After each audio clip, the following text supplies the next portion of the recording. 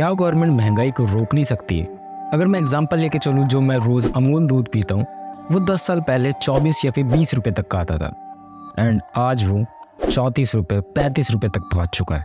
और अगर ऐसे ही चलता रहा तो एक नॉर्मल बंदा अपने घर की रेंट के बारे में सोचे, अपनी फैमिलीज़ की नीड्स के बारे में सोचे या फिर अपने ड्रीम्स के बारे में सोचे। सो देखो, महंगाई रुकने वाली तो है नहीं। सो महंगाई की वर्किंग को ही समझ लेते हैं कि प्राइस कैसे बढ़ रहे हैं।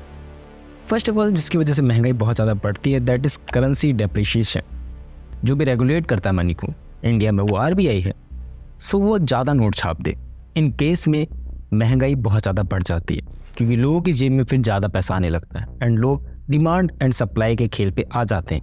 डिमांड एंड सप्लाई का क्या खेल है ना, बेसिकली ऑलमोस्ट हर बंदे की जेब में ज़्यादा पैसे पड़े हुए हैं, देन जो भी उसको खरीदने की कीमत है किसी भी चीज़ को, उसकी कीमत ऑलरेडी वेरी बढ़ जाएगी। लाइक तुम्हारे पास 100 रुपये एंड सब लोगों के पास 100 रुपये हो जाए एंड किसी चीज़ की कीमत 50 रुपये है। सो अब वो चीज़ लिमिटेड है एंड वो सब में बांटी नहीं जा सकती है। सो उसकी कीमत बढ़ जाएगी एंड जितना लोग कैपेबल होंगे उस हिसाब से उसकी बोली लगने लगेगी। अब थोड़ा बहुत कन्फ्यूजिंग तुम्हें लगेगा, बट अगर तुमने पॉइंट बाय पॉइंट समझ लिया तो तुम समझ जाओगे कि महंगाई क्यों बढ़ रही है। देखो, आरबीआई जो भी रेगुलेट करती है मनी को, वो इन्फ्लेशन को देख के करती है। लाइक उसे भी पता है अगर वो ज़्यादा नोट छापेगी तो इन्फ्लेशन ऑलरेडी वेरी बढ़ जाएगी। सो अगर वो कम नोट छापेगी सो इन्फ्लेशन कंट्रोल में आ जाएगी एंड उसको पता है कि कब नोट ज़्यादा छापने, कब नोट कम छापने, जिससे इन्फ्लेशन कंट्रोल में आ जाए बेसिकली। बट ये पूरी तरीके से आरबीआई के अंडर नहीं आता है, इसमें बहुत सारे मैटर्स आ जाते हैं। लाइक हम लोगों के ऊपर भी डिपेंड करता है कि हम लोग इन्फ्लेशन को बढ़ा सकते हैं, कम कर सकते हैं, बट पूरी तरीके से नहीं, मतलब मेजॉरिटी ऑफ जनता बढ़ा सकती है। देखो, महंगाई के बढ़ने के दो मेन कारण होते हैं, या तो कस्टमर प्राइस इंडेक्स बढ़ जाए, लाइक हम लोगों की कैपेसिटी बढ़ जाए, एंड होलसेल प्राइस बढ़ जाए। होलसेल प्राइस बढ़ने का मतलब है कि पीछे से ही सामान महंगा आ रहा है तो हमारे दुकानदार उसको और ज़्यादा महंगा करके बेच रहे हैं अपना मुनाफा कमाने के लिए। और कस्टमर वाली बात आ गई तो हम लोग ज़्यादा स्पेंड कर रहे हैं किसी चीज़ पे, जिससे ओवरऑल महंगाई बढ़ जाएगी। लाइक हम लोग ज़्यादा स्पेंड करेंगे तो परचेजिंग पावर को कम करने के लिए आरबीआई उसकी कीमत को घटा देगी। कीमत को घटा देगी इन द सेंस ऑफ कि जो भी टैक्सेस लगते हैं, लाइक 18% जो जीएसटी लगता है, नॉर्मल जो भी प्रोडक्ट्स वगैरह हम लोग खरीदते हैं उस पर वो लोग टैक्स बढ़ा देंगे, जिससे इन्फ्लेशन कंट्रोल में आ जाएगी। लाइक हम लोग कम खरीदने लगेंगे चीज़ों को। अगर तुम लोग बिजनेसमैन हो तो तुम्हें जीएसटी नंबर कुछ मिलता होगा, तुम्हें छूट वगैरह मिलती होगी जीएसटी पे। So that same goes to the तुम्हें जीएसटी कम देनी पड़ेगी। थोड़ा सा बहुत ज़्यादा कन्फ्यूजिंग से लग रहा हो, बट सिंपल समझ लो कि जो भी हम लोग सामान वगैरह खरीदते हैं उस पर टैक्स वगैरह लगता है एंड वो टैक्स की कीमत को सरकार बढ़ा देती है, कम कर देती है, जिससे वो लोग इन्फ्लेशन को कंट्रोल में ला सकते हैं। And that same goes to the अगर हम लोग कम खर्चा करने लगेंगे किसी भी चीज़ पे, सो सरकार टैक्सेस को गिरा देती है, जिससे हम लोग ज़्यादा खर्च कर सकें, जिससे हम लोग ज़्यादा सामान खरीदें मार्केट में से और ओवरऑल जीडीपी बढ़े। सो अगर तुम लोग सोच रहे हो कि इन्फ्लेशन अगर 0% हो जाए तब क्या होगा, देखो इन्फ्लेशन कभी 0% हो ही नहीं सकती, और मान लो कभी हुई भी तो पूरी मार्केट ठप पड़ जाएगी। First of all think economics demand pull info. ऐसी चीज़ें जिसकी सीट्स लिमिटेड हो, लाइक कुछ ऐसी चीज़ें बहुत ही लिमिटेड क्वांटिटी में बनती हो। लाइक अगर मैं बात करूँ एरोप्लेन की, जो प्रीमियम क्लासेस होती हैं उनकी टिकटें, सीट्स लिमिटेड है एरोप्लेन के अंदर एंड बिजनेस क्लास वाले लिमिटेड लोग ट्रैवल करते हैं। अगर सभी लोग बिजनेस क्लास को टिकट्स खरीद सकते हैं, लाइक सबके जेब में ज़्यादा पैसा आ गया, तो ऑटोमेटिकली एरोप्लेन वाले उस बिजनेस क्लास के टिकट्स बढ़ा देंगे। सो इकोनॉमिक्स डिमांड पुल हो जाएगी। लाइक लोगों के जेब में ज़्यादा पैसा है, जिस वजह से मार्केट में ज़्यादा से ज़्यादा लोग मुनाफा करने के लिए प्राइसेस को बढ़ा देंगे। दूसरा है कॉस्ट पुश इन्फ्लेशन। इसमें क्या होता है ना, रॉ मटेरियल की प्राइसेस बहुत ज़्यादा बढ़ जाती हैं। जो भी रॉ मटेरियल्स किसी भी चीज़ को बनाने के लिए लगता है, लाइक अगर ये माउस है तो इनसे अंदर की प्रोडक्ट्स को बनाने के लिए, इसके अंदर कोई जो भी छोटी से छोटी चीज़ को बनाने के लिए जो प्राइसेस है ऑटोमेटिकली बढ़ जाएंगे, जिससे ओवरऑल इस माउस के प्राइस अगर 200 थी तो इन फ्यूचर मे बी 500 तक पहुँच जाए, क्योंकि इसकी कॉस्ट मैन्युफैक्चरिंग ही बहुत ज़्यादा बढ़ चुकी है। और आज पता नहीं क्यों मैं ऐसे बात कर रहा हूँ प्रोफेशनल्स की तरह। थर्ड नंबर, वेग पुश इन्फ्लेशन। इसके अंदर बेसिकली क्या होता है ना, मार्केट के अंदर बहुत ही कम कर्मचारी होते हैं। कम कर्मचारी कहो कि 100-200 कर्मचारी एक फर्म के अंदर काम कर रहे हैं, लेकिन उसकी कैपेसिटी थी 2-3 हज़ार 4 हज़ार की, लेकिन उतने लोग है ही नहीं।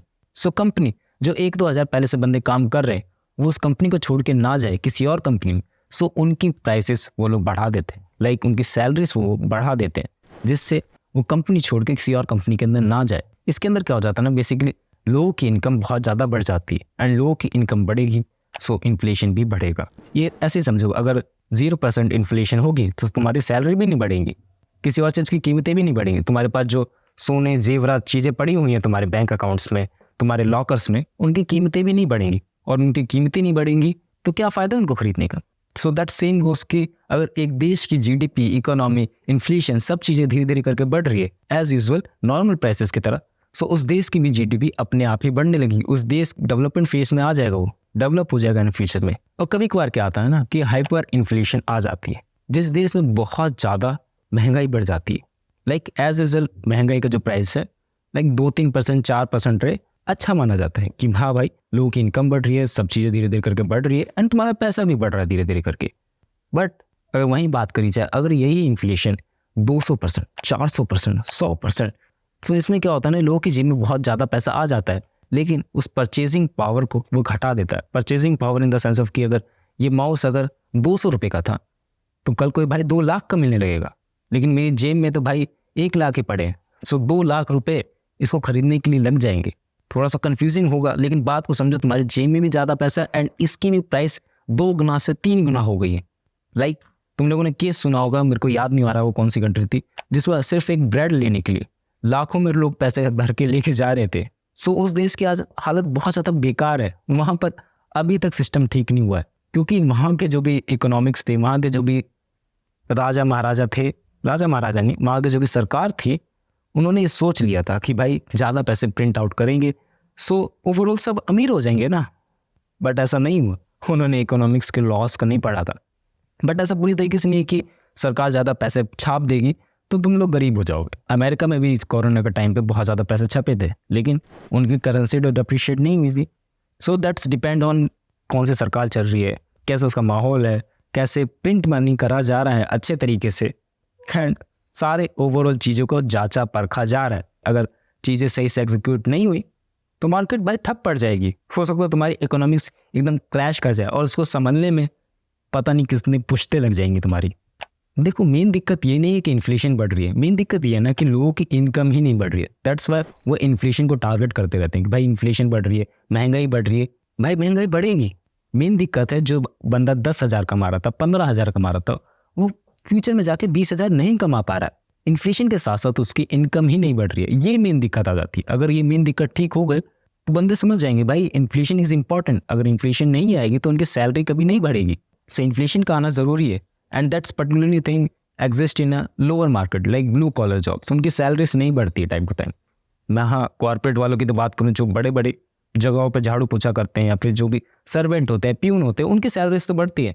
बट मैं ऐसा लोकल एरिया की बात करूँ, वहाँ ये सब नहीं हो पाता ढंग से, एग्जीक्यूट ना के बराबर होता है। लाइक वो बंदा कल भी 10,000 कमा रहा था, आज भी 10,000 कमा रहा है एंड उसमें वो अपना पेट भरे, घर का खर्चा चलाए, अपने ड्रीम्स पूरे करे, कुछ भी नहीं मैटर करता, कुछ भी नहीं होता है। सो दैट्स वाई हम लोग उस जॉब्स को भी एज अ रिस्पेक्टफुल वे में देखते ही नहीं है एंड हम डिसरिस्पेक्टफुल हो जाते हैं कभी कभार। सो यही भाई इन्फ्लेशन हमें इसी वजह से ज़्यादा फटका मारती है। सो यही एक रीज़न है, लाइक हमारे पास उतना स्किल सेट ही नहीं है कि हम अपनी सैलरी को बढ़ा सकें। मैं हर बार इसी पे फोकस कर रहा हूँ कि भाई सैलरीज को कैसे बढ़ा सकें। इन फ्यूचर ज़रूर वीडियो लाऊंगा इसके ऊपर कि कैसे तुम बढ़ा सकते हो अपनी सैलरी को। बट बात की जाए, अगर तुम लोग सैलरी को नहीं बढ़ाओगे तो तुम्हें महंगाई हमेशा फटका मारने वाली है। बोलेगी भाई जा काम कर, एंड हम लोगों को पता नहीं भाई कौन कौन से वे से सच में पैसा कमाने के। बताऊंगा तुम्हें फ्यूचर में कि why you can't be a rich. Video आने वाली है अगली वाली, उसको देख लेना। बाकी यही था अबाउट महंगाई क्यों बढ़ रही है, महंगाई 0% से क्यों नहीं बढ़ सकती, एंड महंगाई why is that most important thing, because ये तुम्हारी सैलरीज को इंक्रीज कर सकती है। चलो मिलते हैं नेक्स्ट वीडियो में, बाय।